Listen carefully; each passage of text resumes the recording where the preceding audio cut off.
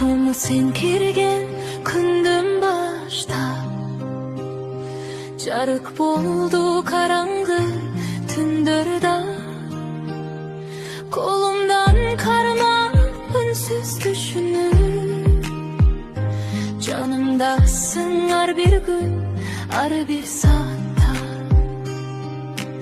Ömürlük yoldaşım, taqdirim bağım, yüreğimdün en kaza sürüse. Yol uzun bolsa da korkup boybasam, hankeni canımda daima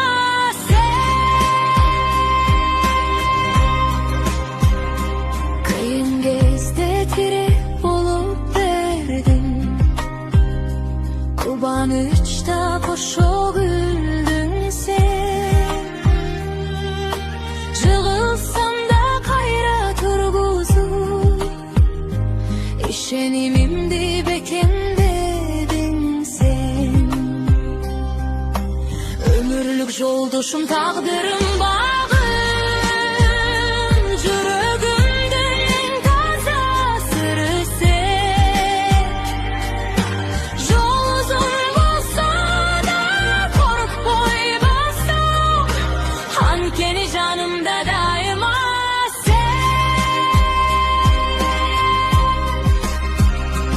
bu bakıt öde çıldan olmaşa, bir oksü buzı çıpırt sol boy geç.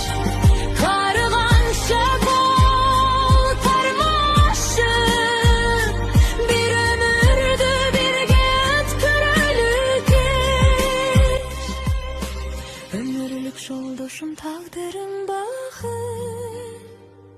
yüreğimdün en taza sırrı sen. Yol uzun bolsa da korkup boybasam, hankeni